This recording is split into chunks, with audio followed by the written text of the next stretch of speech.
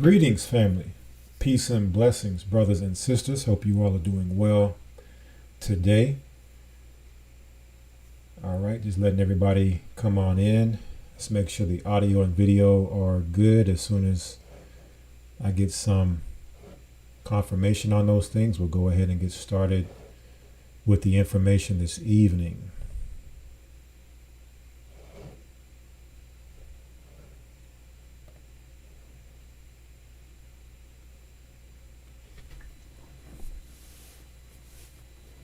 Just let me know everything is good when it comes to the audio and video, which it should be, and we'll get started right away.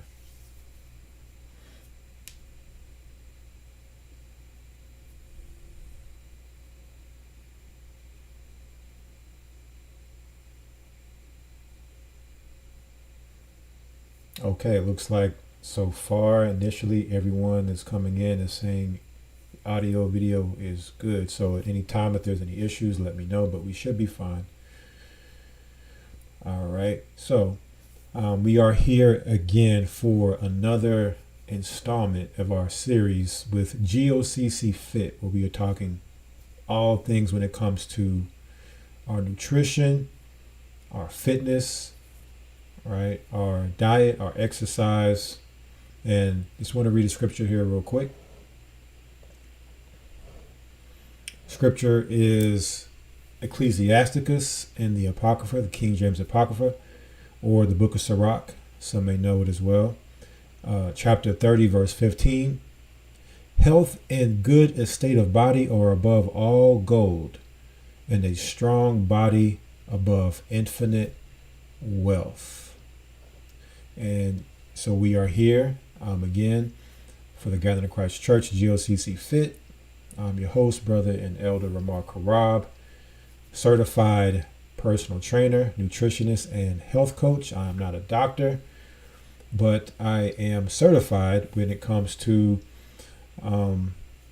just dealing with the fundamentals of nutrition, diet, exercise, those things. And so we have been on a journey here the past few streams that we've done, dealing with vitamins and minerals. We have gone through starting with vitamin A, and now tonight our content title is all things vitamin K. All things vitamin K. So we started with vitamin A, and now we have come pretty much to the end of the road when we're talking about vitamins. Okay, vitamin K pretty much being the last vitamin on the vitamin A through Z list. All right, so we will be dealing with that content tonight. And so let's go ahead and go right into the information. Go ahead and get the links and references up here that we're going to be going into this tonight. Let's see here. All right, so you should see my screen, and of course we have healthline.com. It is a reference that we use frequently when discussing this content. Vitamins and minerals has been a good reference source for us. So we are here once again, healthline.com. And the title for this article is Vitamin K2, Everything You Need to Know. All right, vitamin K2. Now I know that, a lot of people think vitamin K, but that's the reason why this title is titled, this stream is titled All Things Vitamin K, because we're going to be dealing with everything when it comes to vitamin K. And so that means vitamins K1 or K and vitamin K2. It says here, vitamin K2 can play a role in blood clotting, heart health, and bone health, but you may not consume vitamin K2 containing foods often with the typical Western diet. Okay. It says most people have never heard of vitamin K2. This vitamin is rare in the Western diet and hasn't received much mainstream attention. However, this powerful nutrient plays an essential role in many aspects of your health. In fact, some think that vitamin K2 may be the missing link between diet and several chronic diseases. So a lot of people may not have heard of vitamin K2. Maybe you've heard of vitamin K, but I would say that, vitamin K is one of those vitamins that a lot of people really rarely, talk about. There's not just necessarily a lot of information when it comes to vitamin K that's out there as far as in regards to the other vitamins. It's a lesser known vitamin, but nonetheless, very, very important. Okay. So blood clotting,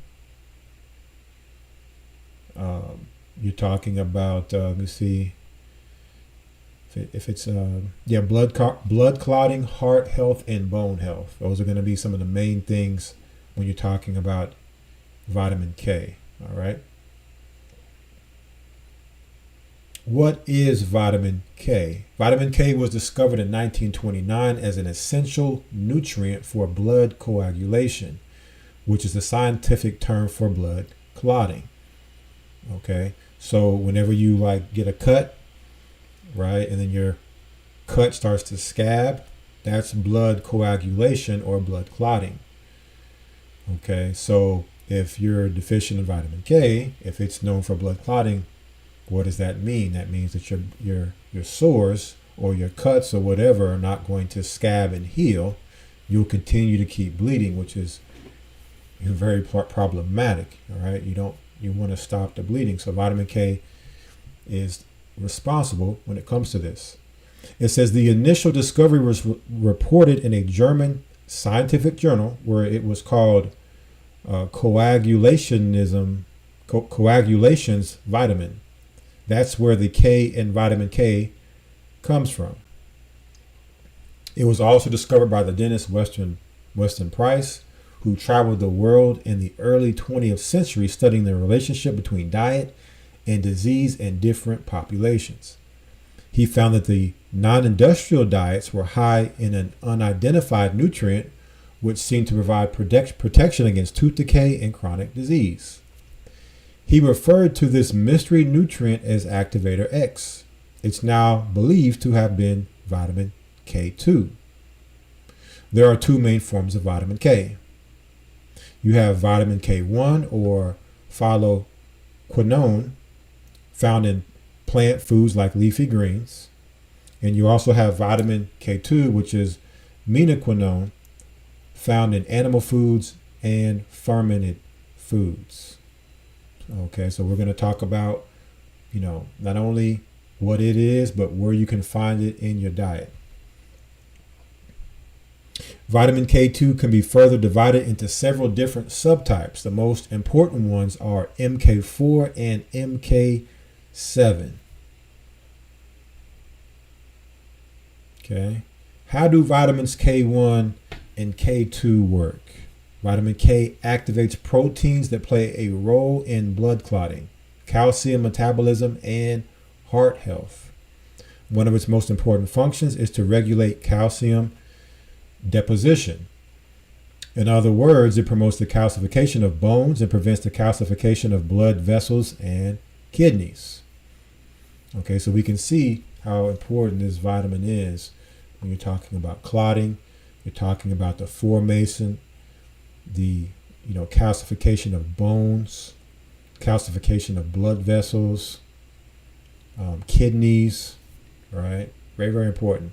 Some scientists have suggested that the roles of vitamin K1 and K2 are quite different, and many feel that they should be classified as separate nutrients altogether. So, of course, there's studies that show that even though they're both classified under the same umbrella of vitamin K, they're still both different, meaning that you need to get both these vitamins in your diet, meaning that if you get one and not the other, that you're not necessarily covering all the processes in your body that is needed to take place, that these vitamins help happen.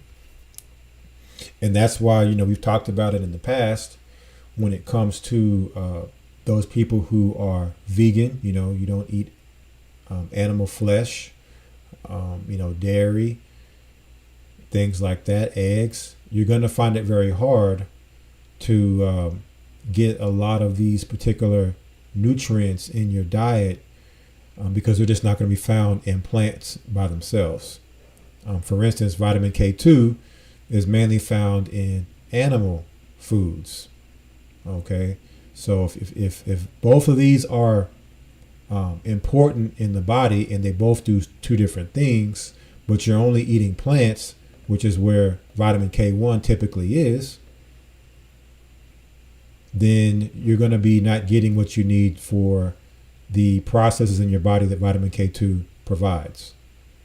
All right, unless you supplement. And then, of course, supplementing can pose another issue if you're not getting the right supplements. If you're getting synthetic supplements, then now you're not getting this vitamin in its, natural form, or when it's found in nature, so the body can identify it, absorb it, and use it.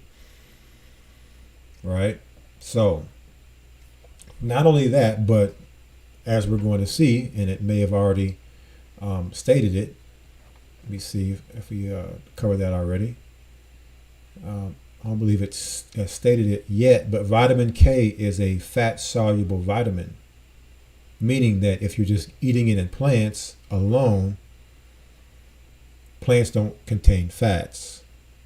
So therefore, this vitamin cannot be absorbed into the body without the healthy fats, or fats in general, to be transported through the bloodstream. Okay, so we're going to talk about all these things so that you're fully aware and understand how to make sure that you're getting both vitamin K1 and K2 in your diet, and making sure that your body can recognize it and absorb it and use it in the way that it needs to be used. Okay. It says here, in controlled studies in people, researchers have also observed that vitamin K2 supplements generally improve bone and heart health, while vitamin K1 has no significant benefits. Okay, so basically, not only is K1 found in plants, which is going to be hard to be used in the body, because it doesn't have any fats to transport it through the body, through the blood. But vitamin K2 has been shown to be the actual of the two, the one that you need to focus in on the most. Okay, not that K1 doesn't have its part, but K2 has shown to have more significant benefits to the body. It says here, however, more human studies are needed before the functional differences between vitamins K1 and K2 can be fully understood. So it makes sense that if in nature, the creator, when he created, nutrients, that, he would make it to where, okay, vitamin K is a fat soluble vitamin, therefore it needs fats to be utilized in the body. And he would make it to where you would get it through animals who have fats, right? That would be the main source of getting this particular vitamin. Okay, so it's in nature naturally in the way that it's meant for us to receive it, already ready to go. Okay. It says here, may help prevent heart disease. It says calcium buildup in the arteries around your heart is a huge risk factor for heart disease. Okay, so again, without the proper nutrients in our diet, we start to develop illnesses, sicknesses, disease, because these particular nutrients fight against things like heart disease. Anything that can reduce this calcium buildup may help prevent heart disease. Vitamin K is believed to help by preventing calcium from being deposited in your arteries. So when calcium is in your arteries, which really should be in your bones, then now the arteries are more easier to get clogged up. The heart has to work harder. And now here comes heart attacks. All right.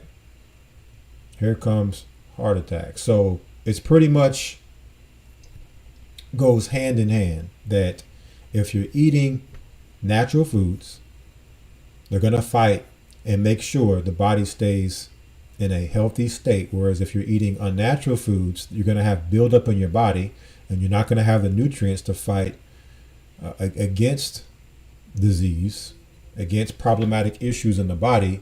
And then you're going to come down with, body diseases and issues and things like that. It says here,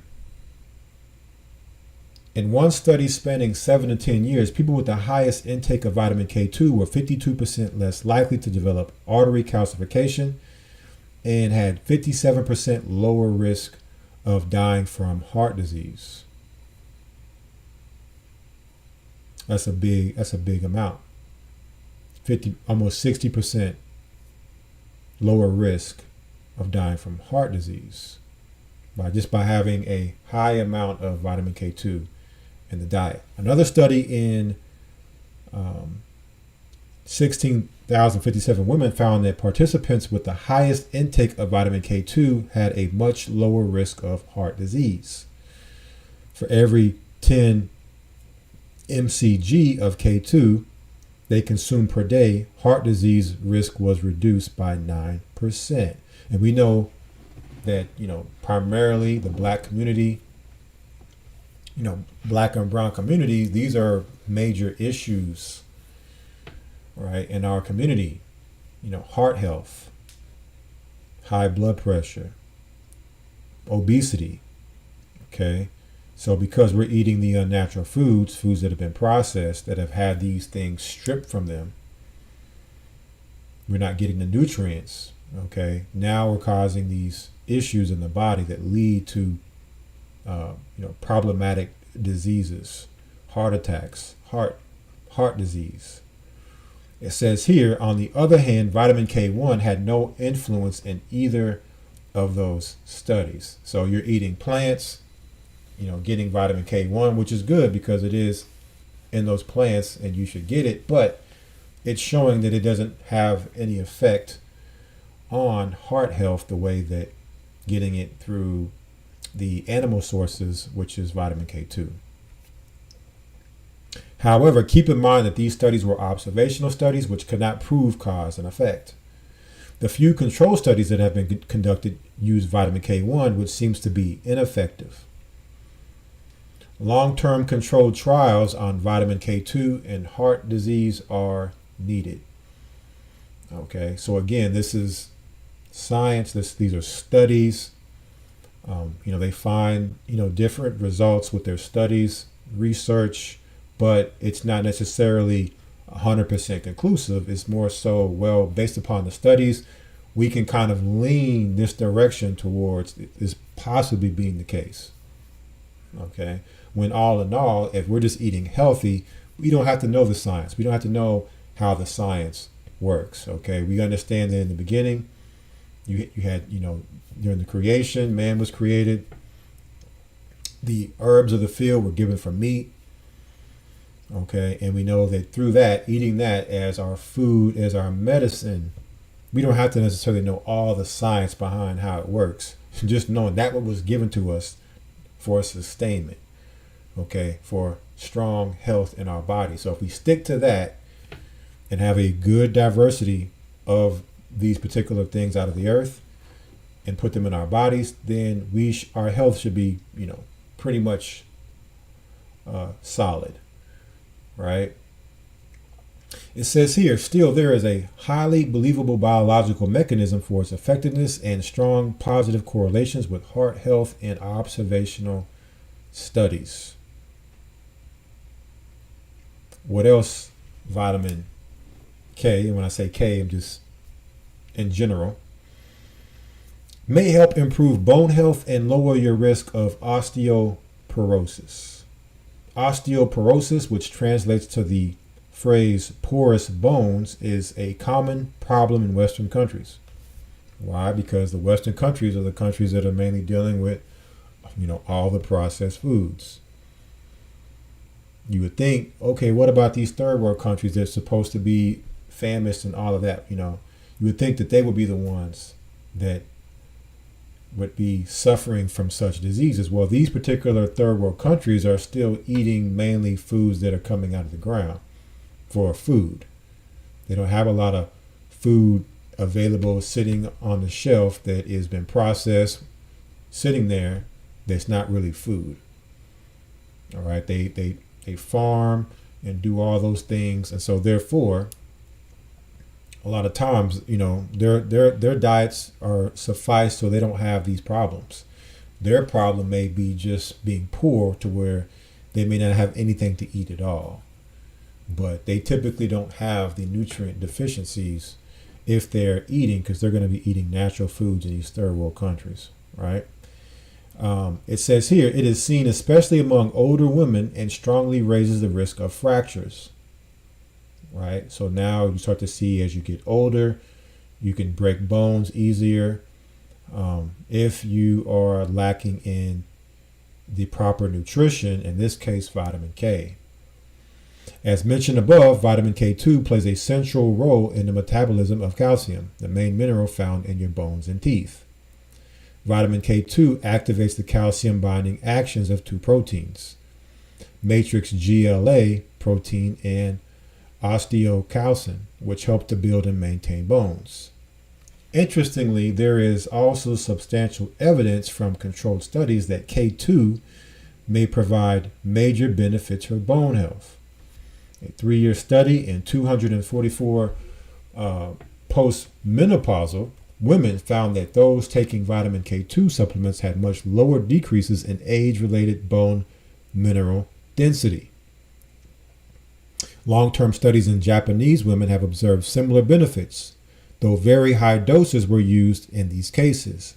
Out of 13 studies, only one failed to show significant improvement. 7 of these trials, which took fractures into consideration, found that vitamin K2 reduced spinal fractures by 60%, hip fractures by 77%, and all non-spinal fractures by 81%. So, very, very important we talk about our bone health, right? Our bones are our structure. Okay, they're our frame. And especially as you get older and you start to degenerate, it's important that your bones are still healthy and strong, because you hear a lot of times people who are older, they slip and they fall. And if that were to happen, or they may run into something or hit something, you don't want to end up with a broken bone or a fractured bone. But that can happen if you're not getting vitamin K2 sufficiently, throughout your lifetime, especially as you get older. It says here, in line with these findings, vitamin K supplements are officially recommended for preventing and treating osteoporosis in Japan. However, some researchers are not convinced. 2 large review studies concluded that evidence to recommend vitamin K supplements for this purpose is insufficient. Okay, so you'll have those who may not, believe that this is the case. All right, so, we look at both sides. We look at both sides.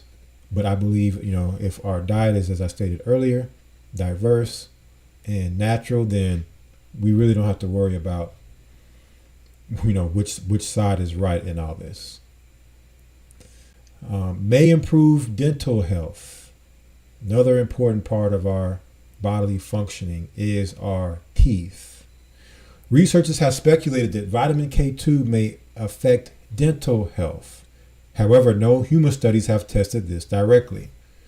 Based on animal studies and the role vitamin K2 plays in bone metabolism, it's reasonable to assume that this nutrient affects dental health as well. One of the main regulating proteins in dental health is osteocalcin, the same protein that is critical to bone metabolism and is activated by vitamin K2. So we see the same factors with vitamin K2 affecting not only our bones but also our teeth. Okay, so typically if your bones are healthy, your teeth are going to be healthy. If one or the other is not, then the other one typically isn't going to be either. So if you have issues with, fractures, teeth issues, then you might be not getting the necessary vitamin K2 in your diet. It says here, osteocalcin triggers a mechanism that stimulates the growth of new bone and new dentin, which is the calcified tissue underneath the enamel of your teeth. Vitamins A and D are also believed to play an important role here, working synergistically with vitamin K2. So again, you see other vitamins, you have minerals that all work together, meaning that you can't just have one and not the other. Right? But really more importantly, this is to educate and edify us so we understand, each of these vitamins, what are they mainly, what is their main roles for us in our health, and to make sure that when we look at the different foods that comprise these particular vitamins and minerals, are we eating these and getting these into our diets? For one reason or the other, we may not be able to. And okay, now we have to look into proper supplementation to supplement where we're insufficient in eating the proper diet. Okay, so what's helping us to identify, because a lot of times when we look at issues we're dealing with health-wise, it's because we are lacking these particular things. We're not eating the proper foods, right? We're eating the foods we shouldn't be eating, and the foods we should be eating we're not eating. So then it leads to deficiencies, and now we have health problems. It's that simple. May help fight cancer. Cancer is a common cause of death in Western countries. So you say, you hear this thing about the West, how the West is so great, first world countries, and they have the best diets. And no, why is it that cancer is so big in the West? Again, you have to look at the diets of the West. I've traveled the world, been to many countries. When I go to other countries outside the West, I see slimmer people who are not overweight, people who are not obese for the most part. And then when I examine their diets, how do they eat? They're eating natural food. Okay, it doesn't mean that there isn't any processed food, but majority of the food they eat is natural, out of the earth food. And when I say out of the earth, I mean for, when the animals are eating, they're eating food out of the earth too. And then you then eat those animals for food, and now you have a natural diet. But when you get outside of that, you're now eating, food that's been stripped of nutrients, food that may be chemicals, like preservatives, because now these foods are put on a shelf, and they are made to have an extended shelf life. So now you're putting preservatives in there so they don't break down on the shelf. Well, guess what? Those preservatives are chemicals, flavors, colors, all these artificial chemicals that are being put in these foods to give them their appealment, to be appealing through sight, through taste, through smell, right? These chemicals now to get them preserved and appealing to you to eat them. Now you're eating basically cancer, because now these particular chemicals are now in the body, and the cells are reaching out to utilize them for the processes that they need to be utilized for in the body. And now it's like, what is this? Okay, it doesn't know what to do with it, and then that cell starts to mutate. Mutations start to happen. Now here comes cancers. Right? Versus when you're eating natural foods, your body recognizes it, knows what to do with it, assimilates it, and you're efficient in your health. Okay, so outside of the West, people are eating more natural diets. And these particular foods don't have a long shelf life. Natural foods only have a few days on the shelf. You have to refrigerate them, you have to freeze them, or they're going to not be edible because they're going to rot, mold, whatever. But in a Western society, the way society is set up, fast-paced, everything is fast. Fast food, processed food, all these things are just grab and go. It's not food. Okay, these other countries, they're farming, they're working the land, they're taking the time and putting time into the food they put in their bodies. So they're not dealing with this as much in the other non-Western countries, right? But back to what I'm saying here, what this article is saying, vitamin K may help fight cancer. Even though modern science has found many ways to treat it, new cancer cases are still rising. Finding effective prevention strategies is of utmost importance. Interestingly, several studies have been done on vitamin K2 and certain types of cancer. Two clinical studies suggest that vitamin K2 reduces the recurrence of liver cancer and increases survival times. However, more high-quality studies are needed before any strong claims can be made. You notice how, for those who have, seen the other streams that we have done on vitamins, you notice how pretty much every single vitamin is said to fight cancer, pretty much. For those who may have seen the other streams we've done, right? It goes hand in hand. If you're getting the natural foods which have the vitamins, you're not going to get cancer, right? There shouldn't be really any risk. Now, there are other things in our environment. You talk about, radiation that comes from, the devices we use, microwaves, things like that. You can come in contact, and those things can cause cancer and whatnot. But typically, when it comes to just diet, getting cancer from what you eat, if you're eating natural, right, there's little to no risk of getting cancer from eating natural. Because even eating natural, you're dealing with things in the environment, pesticides, hormones, antibiotics, all these things that are used also. But the point being is, if you're eating natural diet, getting the vitamins, your immune system's strong, there isn't anything the body cannot recognize that you're ingesting. But when you're doing opposite of that, and these things are not found in your diet, cancer, disease, all these problems come, right? So it's not rocket science. How to get the vitamin K2 you need, right? Several widely available foods are rich sources of vitamin K1, but vitamin K2 is less common.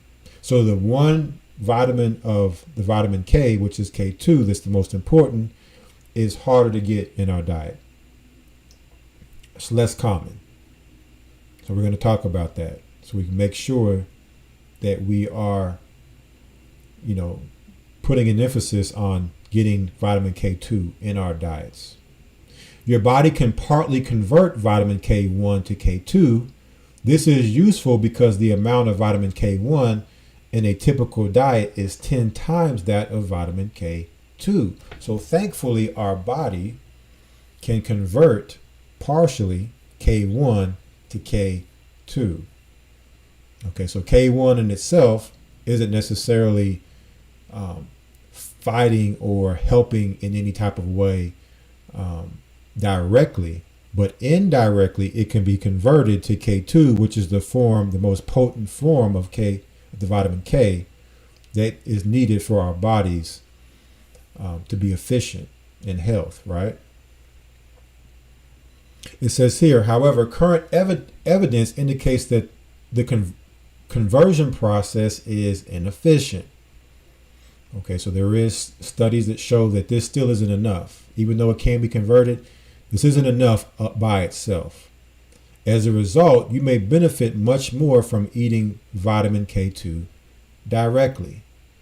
Gut bacteria in your large intestine also produce vitamin K2. Some evidence suggests that broad-spectrum antibiotics contribute to K2 deficiency. Okay, because antibiotics kill bacteria. And your gut has bacteria in it. So if you're taking antibiotics, and this is good to know because some people may take antibiotics when they get sick with something or deal with something. Well, understand that doing that, you're going to affect your gut. And vitamin K2 deficiency is just one of many things that can now become problematic for you, taking those antibiotics. All right. You must now make a focus on the things that are now going to be affected in your body from the antibiotics, which is the side effects of taking antibiotics. Right. It says here, still the average intake of this important nutrient is incredibly low in the modern diet. Vitamin K2 is mainly found in certain animal and fermented foods, which most people don't eat much of. So here we go. Here, have our graph up showing you. We're going to go through now and see where we can find in nature the vitamin K2 that we need. So we eat a lot of animals. Especially in the West, a lot of people eat a lot of meat, animal meat, but not a lot of fermented foods. So for those who are familiar with fermentation and fermented foods, just another way you can get vitamin K2 in your diet. Rich animal sources include high-fat dairy products from grass-fed cows and egg yolks, as well as liver and other organ meats. Okay, so there again are egg yolks. We've talked a lot about egg yolks because there is a misnomer out there that egg yolks are unhealthy because they have cholesterol, when a lot of people don't understand that there is good cholesterol. The high density lipoprotein, or the HDL cholesterol, is the good cholesterol, which is what egg yolks have. It's the healthy fats. You have to have healthy fats for these fat-soluble vitamins to work in your body. Okay, so if you throw away the egg yolk and only eat the egg white, now any vitamins you take, if there's no fats, it's not going to be delivered through the body. It's not going to be able to be processed and used in the body. Again, the Creator made everything in nature the way it's supposed to be. So the egg yolks go with the egg whites. They should be consumed together so that your body gets exactly how it was made in nature to be received.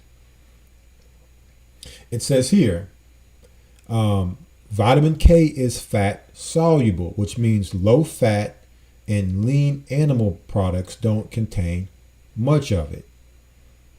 Okay, so if you're eating lean meat or low-fat animal products, then you're typically not going to get vitamin K.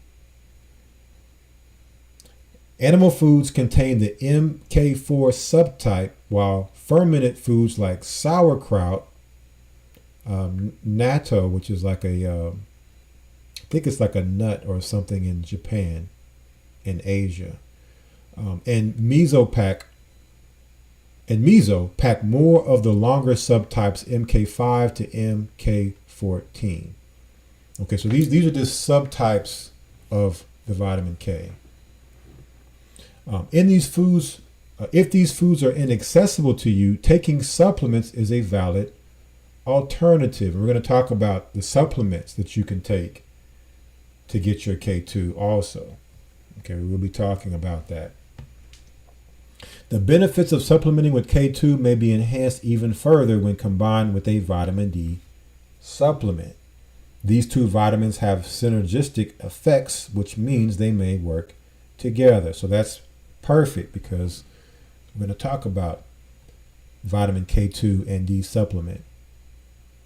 It says, though this needs to be studied in more detail, current research on vitamin K2 and health is promising. In fact, it potentially may have life-saving implications for many people. So even though vitamin K2 isn't widely known, isn't stressed like that in our diets, it is still said to have life-saving implications for many people. So here the bottom line, vitamin K is a group of nutrients divided into vitamins K1 and K2. Vitamin K1 is involved in blood coagulation, and vitamin K2 benefits bone and heart health. However, more studies on the roles of vitamin K subtypes are needed.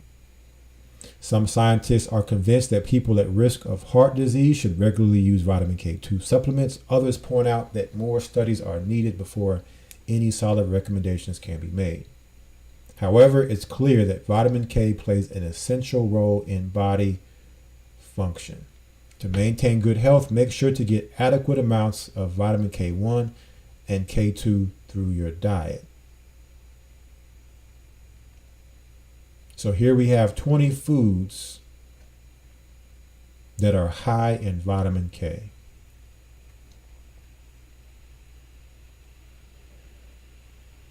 So let's look at some of these foods now.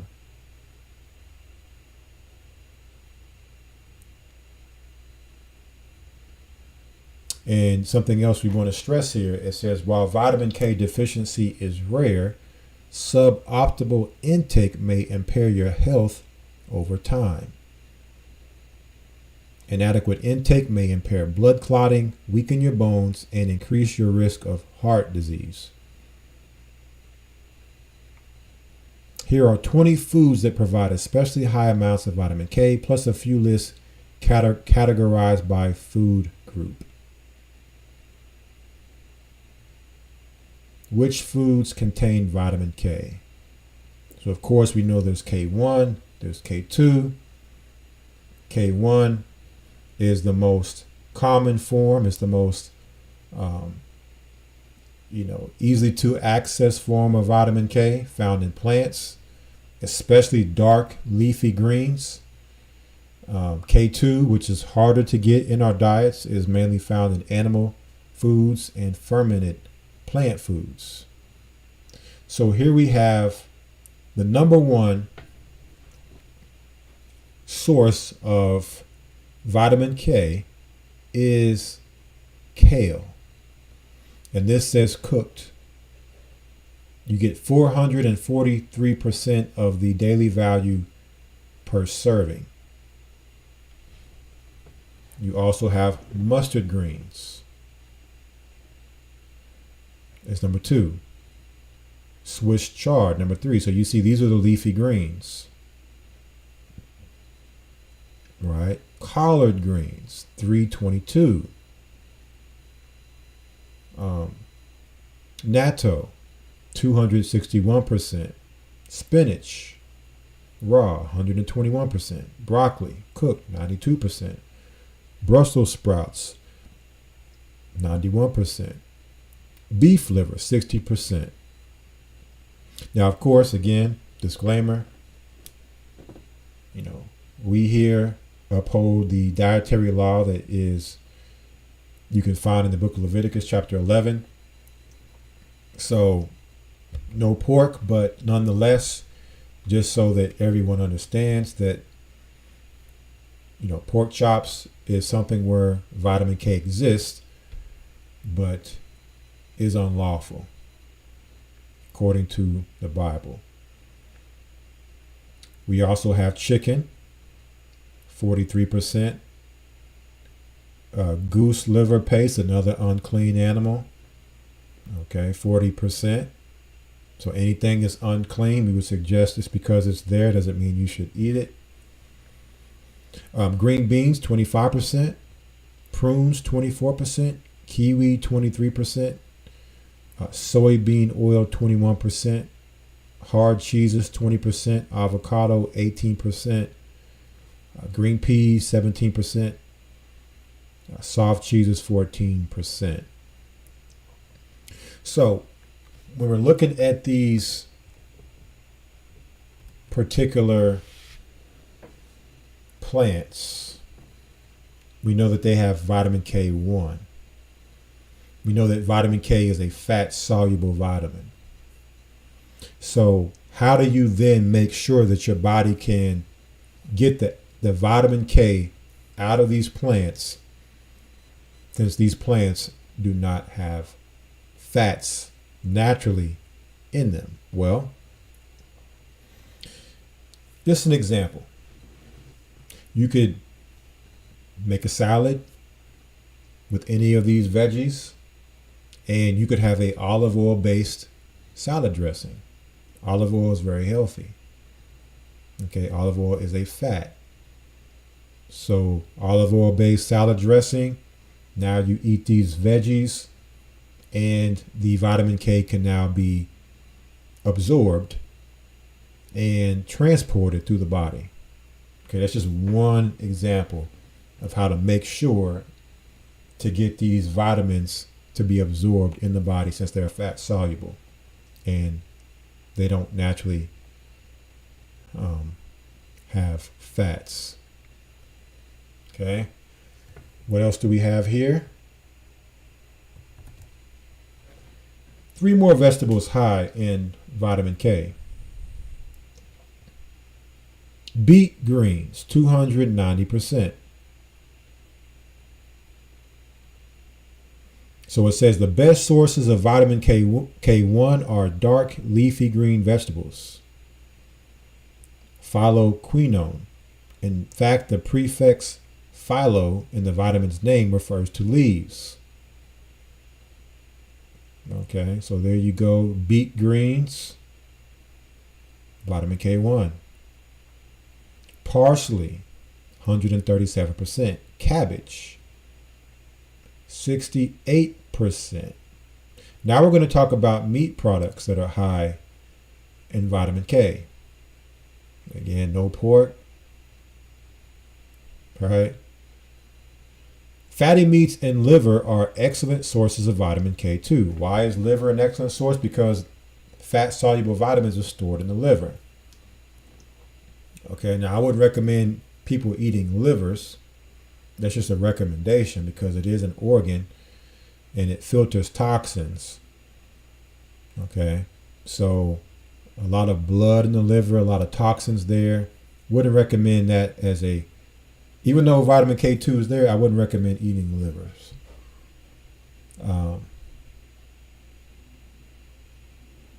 But the content of K2 varies by the animal's diet and may differ between regions or producers. So you may go to one part of the country and a particular animal has a higher level of vitamin K2 than another animal in another part of the country. Depends on the diet, the region, all those things matter, right? Keep in mind that research on the vitamin K2 content of animal foods is incomplete.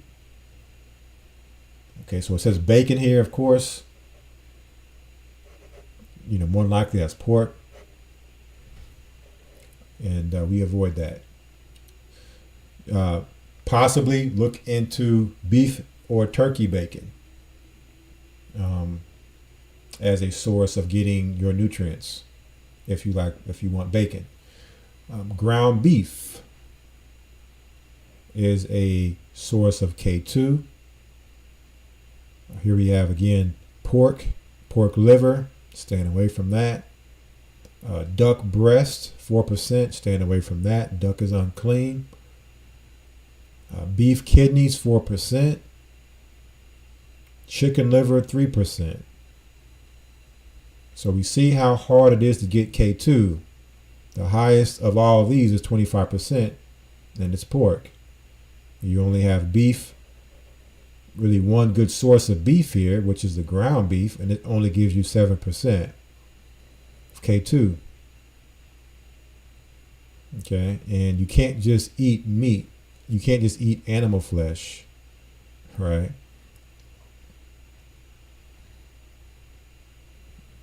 Good to eat and have meat in your diet, but not a lot of meat. Okay. 9 more dairy foods and eggs high in vitamin K. Dairy foods and eggs are decent sources of vitamin K2. It says here you have Jarlsberg cheese. I've never heard of that before, but 19% K2 in it. Soft cheeses, 14%. So as you can see here, the cheeses have a higher percentage of K2 than the meat or the animal flesh does. Edam cheese has 11%. Blue cheese, 9%. Egg yolk, 5%. Cheddar, 3%. Whole milk, 3%. Butter, 2%. Cream, 2%. So even in animals, we see a very minimal amount of vitamin K2. High amounts of K1 in our leafy greens and vegetables. So if you have a good mix of the proper animal sources, looks like cheeses for the most part, and leafy greens, you're getting both vitamin K1 and K2. Outside of that, if you're still struggling to get the adequate vitamin K, then supplementation is going to be something we're going to talk about. Okay. You also have here fruits that are high in vitamin K. K1. You have blackberries, 12%. Blueberries, 12%. Pomegranate, 12%. Figs, 6%. Tomatoes, 4%. Grapes, 3%. Red currants, 3%. You have nuts and legumes, high in vitamin K. Soybeans, 13%. Sprouted mung beans, 12%. Cashews, 8%. Red kidney beans, 6%. Hazelnuts, 3%. Pine nuts and pecans and walnuts, all 1%. Okay, so if you're getting a wide variety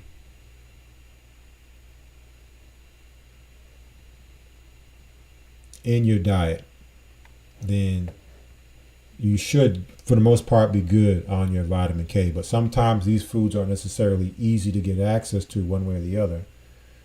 So we'll talk about supplementation here in a moment.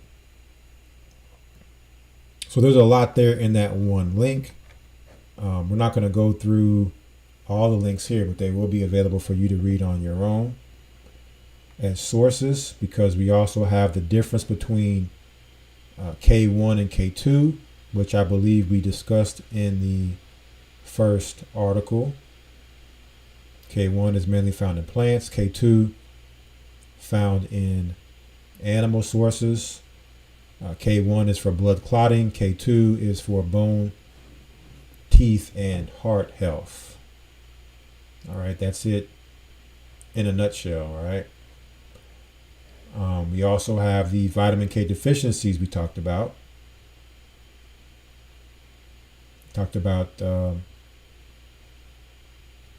Cancers.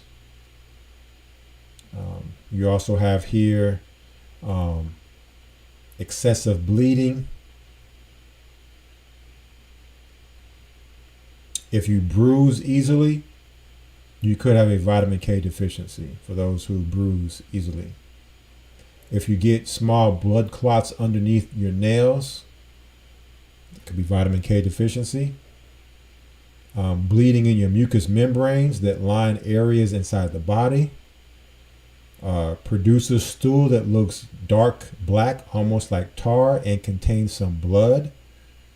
Could be vitamin K deficiency.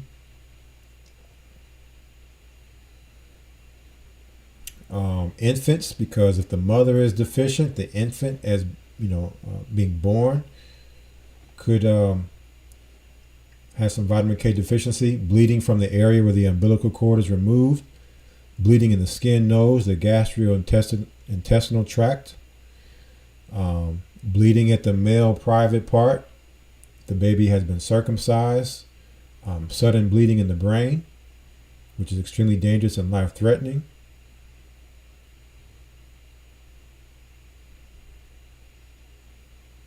And so there's more here with this particular article. You can read this on your own there. Now, I want to deal with the supplementation now. But I also, at the same time, want to deal with the fact that we know, based upon the first article we read, how vitamin D and vitamin K synergistically work together. So this article says, is vitamin D harmful without vitamin K? Getting adequate amounts of vitamin D and vitamin K is essential for your health. But some sources claim that supplementing with vitamin D is harmful if you are low in vitamin K. So we know how vitamin D is very important, especially for, dark skin, melanated skin peoples, because of the ability or the inability of sunlight, which is a good source of vitamin D, mainly vitamin D3, is not able to penetrate the skin, being blocked by the melanin. So some people may highly supplement with vitamin D, but there are sources out there that say, well, if you're doing this and you're not getting the vitamin K, that could be harmful to just take one without the other. So this article basically goes in and looks in to the truth in all this. So we know that these two vitamins are fat soluble.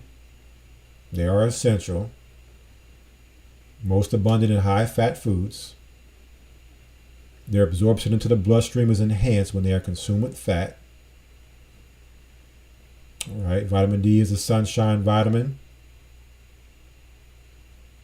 Okay. It says when it comes to calcium metabolism, vitamins D and K work together as a team. Both play important roles. So they're both dealing with calcification. Okay, calcification in the blood, calcification in the bones. Right? And for those who want to get more on vitamin D, we do have our All Things Vitamin D on this particular platform. You can always go and check out to get more details on vitamin D, all things. It says, is vitamin D harmful without vitamin K? Some people are concerned that a high vitamin D intake may promote blood vessel calcification and heart disease among those who are low in vitamin K. Several lines of evidence partly support this idea. So, getting too much vitamin D, if you're supplementing, can cause toxicity called hypercalcemia. Okay, excessively high levels of calcium in the blood. And this leads to vessel calcification. Okay.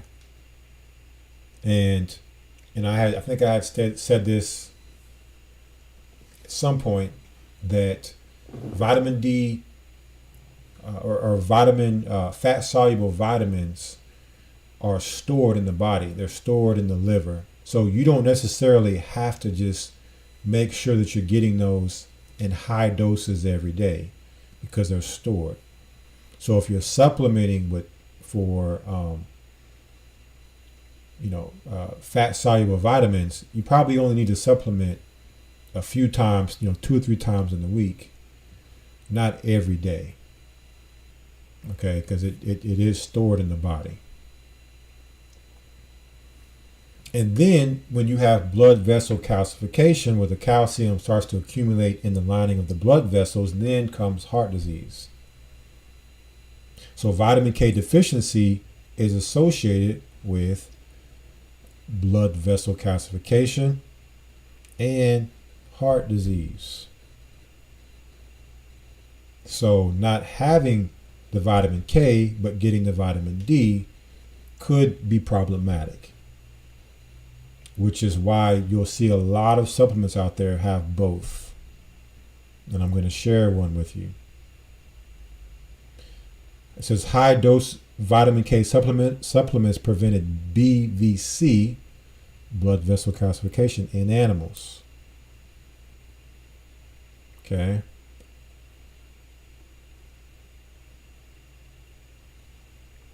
So while high levels of vitamin D can cause blood vessel calcification, high levels of vitamin K can prevent it. That's why they're looked at synergistically, working together to help balance one another.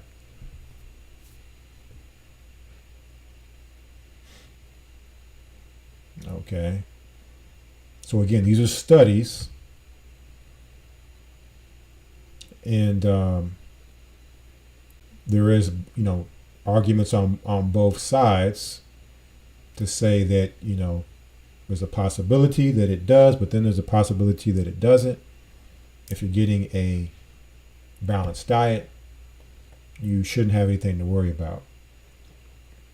And balanced supplementation. So here we had Elder Rawchaa on the broadcast some time ago, speaking about his supplement website, keysupplements.com. I just wanted to come here so I could show brothers and sisters that he does have a 60-day supply supplement, vitamin K2 plus D3. We talked about that there are different D vitamins, also D3 being, the most important because it is the hardest to get in your diet. The same that K2 is the hardest to get in your diet. So this particular supplement gives you both, so you have the balance, and you're getting the best of both worlds with both vitamin K and D, focusing in on K2 and D3. Okay, and as you can see here are the ingredients. Right, so just read the description here. It says Keys Vitamin K2 plus D3 in a 2-in-1 powerful elite bone support. It says about 80% of the U.S. is deficient in vitamins D and K. Vitamin D supports bone health, heart, and immune function. Your body needs more than calcium to maintain healthy bones. Did you know that alongside calcium, you should also look into vitamins D and K2? Vitamins D3 and vitamin K2 ensure that calcium is absorbed easily and reaches the bone mass while preventing arterial calcification, helping to keep your heart and bones healthy. Each bottle contains 60 capsules. It says here, benefits. Keys vitamin K2 plus D3 is the perfect matchup. Vitamins K2 and D3 were simply meant to be together. Most people know the benefits of vitamin D, but many don't realize that vitamin D needs vitamin K2 to maximize its benefits. Strong bones and healthy heart. This formula not only promotes the proper absorption of calcium with D3, but the correct distribution to your bones where you need it most. Now, I actually have bought this some time ago. I haven't had a chance to use it yet.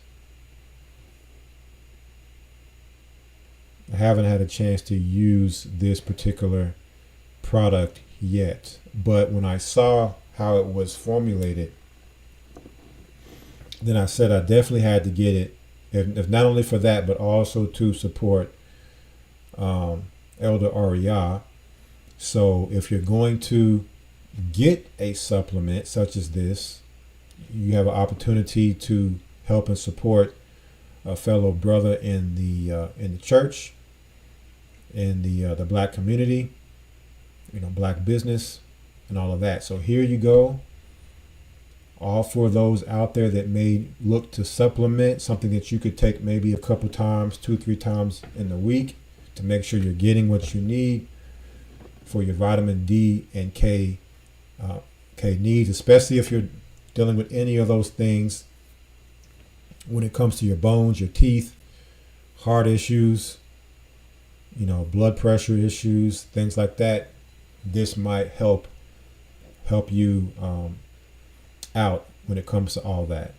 Okay.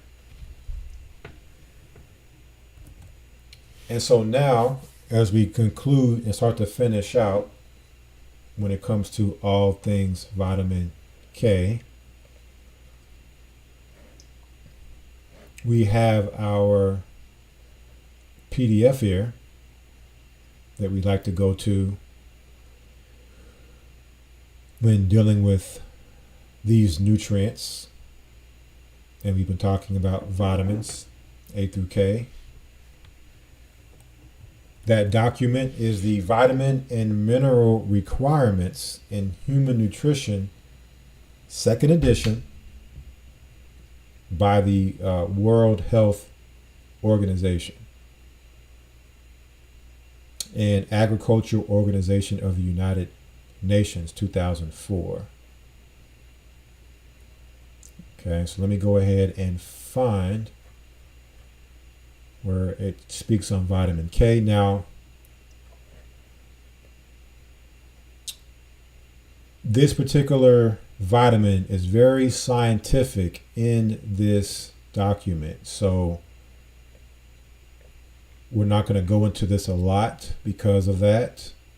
I like to keep it simple, and that's why we went through so much material in the links that we just went over.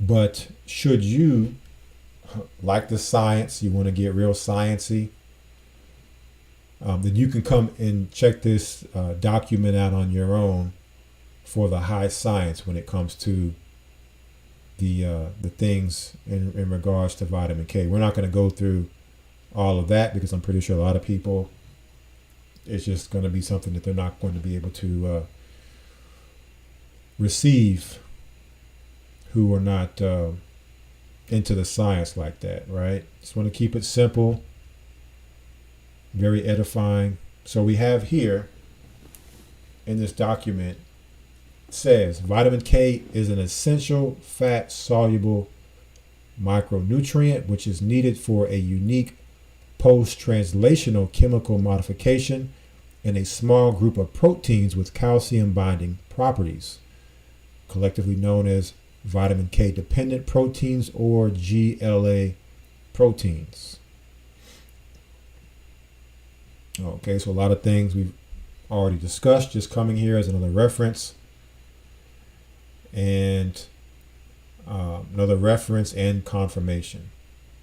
It says here, thus far, the only unequivocal role of vitamin K in health is in the maintenance of normal coagulation. All right, so we discussed that too. These dependent coagulation proteins are synthesized in the liver, where most of your fat soluble protein or vitamins are going to be synthesized. Right? So as you can see, they have the charts here, all the scientific names and terms. Like I said, very scientific. If you're a nerd for these type of things, help yourself, but for the sake of those people who are listening, I want to keep it as simple as I can. Tissue stores and distribution. Until the 1970s, the liver was the only known site of synthesis of vitamin K dependent proteins and hence was presumed to be the only significant storage site for the vitamin. However, The discovery of vitamin K dependent processes and proteins in a number of extra hepatic tissues suggests that this may not be the case. So it goes on to talk about that vitamin K may be synthesized and stored in other parts of the body outside of the liver. Here's the science on all that.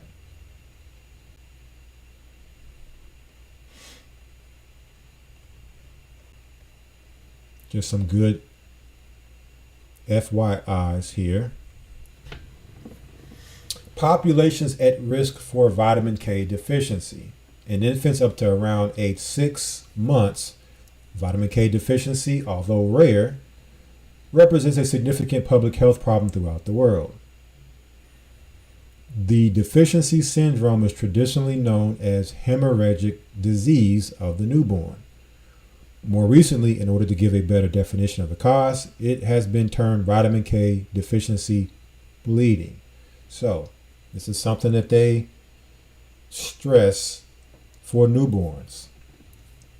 It's the reason they have the vitamin K shot at time of birth. So what mothers need to make sure that they're doing is that whenever you are, pregnant and you're carrying child, that you're making sure that you're making an emphasis on getting the vitamin K natural foods in your diet, so that at childbirth there is no heavy bleeding, no hemorrhagic disease with you or your child. Okay. It says here, the time of onset of VKDB is now thought to be more unpredictable than previously supposed.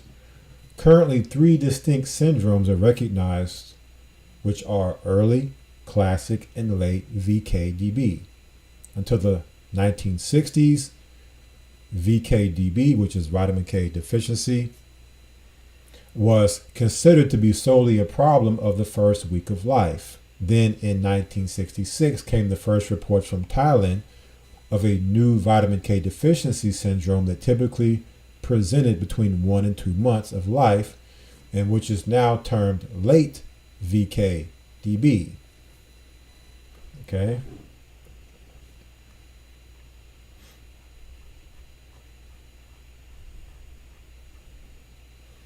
You also have them discussing vitamin K deficiency in adults. It says here, in adults, primary vitamin K deficient states that manifest as bleeding are almost unknown except when the absorption of the vitamin is impaired as a result of an underlying pathology. So basically, adults don't really deal with being deficient in vitamin K. Outside of the West, right, we see that this is maybe not the same for those people who live in the Western society. Unless you have a absorption issue, malabsorption, meaning that there's something going on that's causing your body to be able to absorb the vitamin K. Outside of that, you typically don't see this issue except for possibly in the Western hemisphere. Okay, Western societies, US, Europe, etc.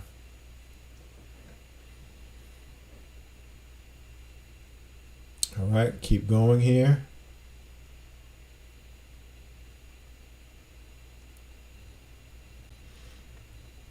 And again, because this vitamin is a lot of these, vitamins, minerals are still being studied. Science is still trying to, study and understand these things as deeply as they can. All right, but vitamin K probably even more of a mystery vitamin.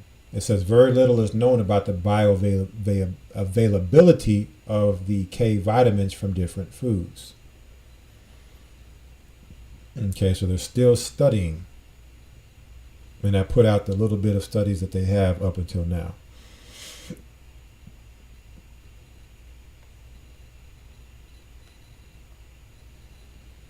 Anything else here? Let's see real quick.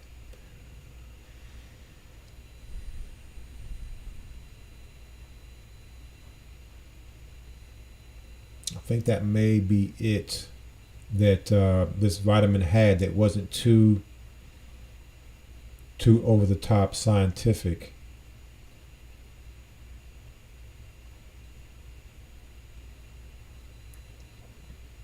That especially we haven't already covered in those other articles that kept, keep it real simple, easily to be understood. So yeah, so that is it. Not a lot there in this that wasn't too over the top with this particular document. The vitamin and mineral requirements in human nutrition, second edition from the World Health Organization, which pretty much confirms everything we discussed in those other articles. And that concludes the content for tonight.